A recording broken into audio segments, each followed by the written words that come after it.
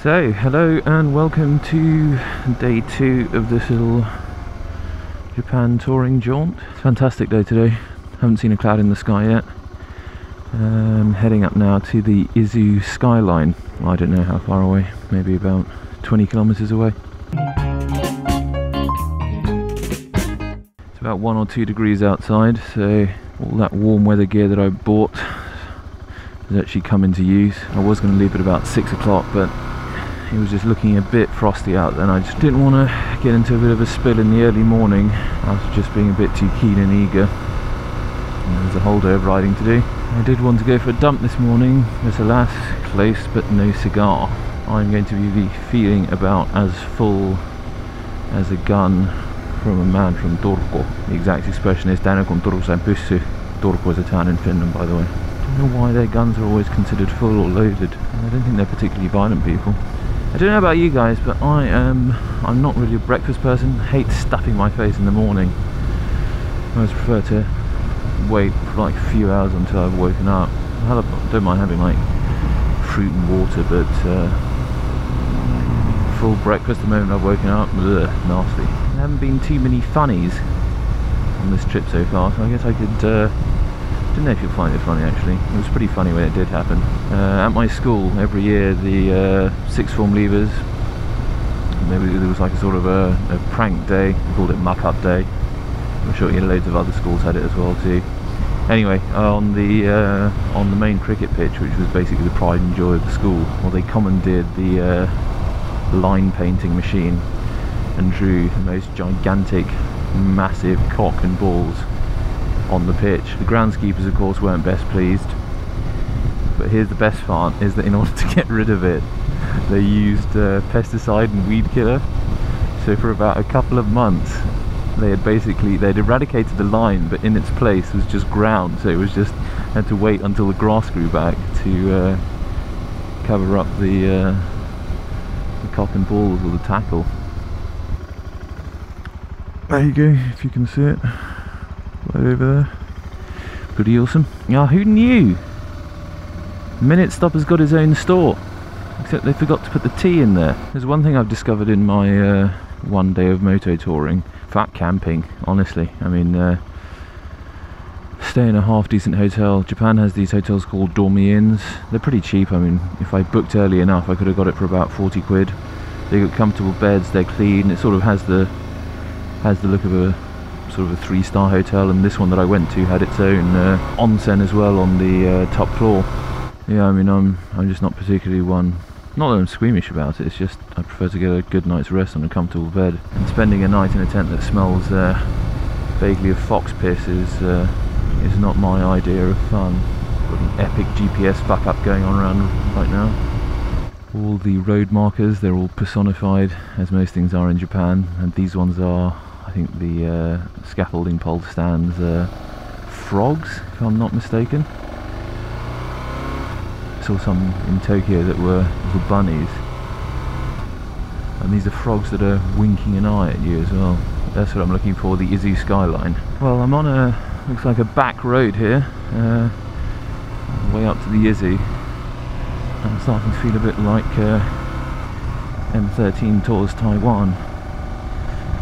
Unfortunately I don't have Babao or Charmé. I think Babao and Charmé, those are the names of the dogs.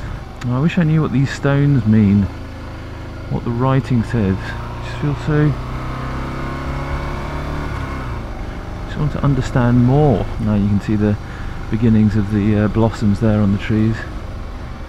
In about a few weeks' time they'll be everywhere, billowing around on the roads. I'd probably say that this is probably the earliest you could do motorcycle touring in Japan without too much snow being around. I mean, there is still bits of melt water that I've come across on the roads, and it's just, you know, on these corners you just do not want to be dealing with melt water, especially at night, because it still goes below freezing at night time here, so you don't really want to be meeting a car flying down in the opposite direction at high speed and you're having to deal with a patch of ice. But apart from that bike that I saw earlier, I've pretty much been the only vehicle moving on this road. I mean, to have these roads to yourself, I mean, it's complete and utter joke. And this is like motorcycling meets mountain biking. Yeah, the BM is also fitted with those sort of adventure type tyres as well. Lots of deep tread. And in terms of torque, this baby's got no problem getting up these hills. Completely ample power. And for someone more experienced, yeah, I'm sure they'd probably want something maybe a bit more powerful, but for me, for my level of skill, this is absolutely perfect. Yeah, I had someone on Twitter yesterday ask me what I thought of the GS as a first bike, and just from being on it, I mean, it's a reliable bike. I mean, I've had absolutely no problems. I got used to it within the first couple of hours of riding it. So it definitely gets my thumbs up. Seat's a bit too low for me. I mean, I'm about 6'2", 6'1", 6'2". Yeah, more probably closer to 6'2", and I find it a bit low. But it's not cramped though. I haven't felt uncomfortable. I rode the whole day yesterday. No problems at all.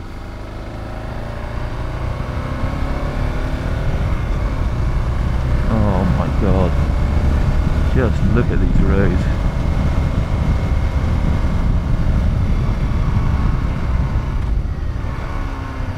And these forests, dapple light speckling onto the roads. When you look at the scenery, you can actually just see where Japanese art gets its inspiration.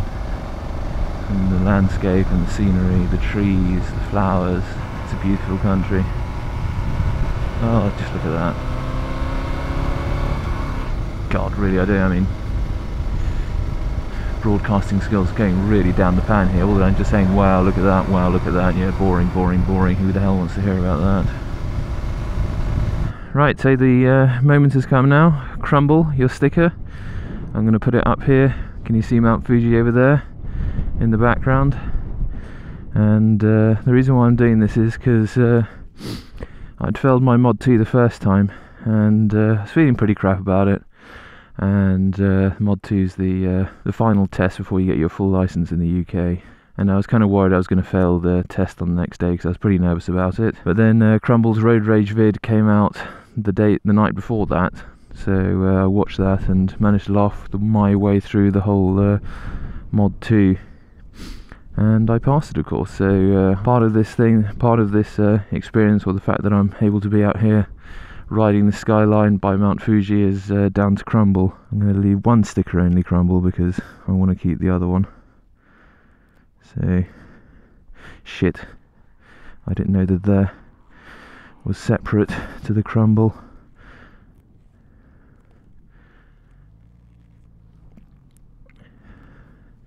Here you go there. And Crumble. So, there we go. Looking over Mount Fuji. Pretty awesome, right? Here you go, one closer look.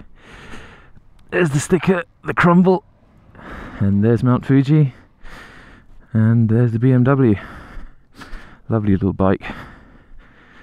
So yeah, anyone want to come and find that? It's up on this post on one of the first stops after you hit the Skyline.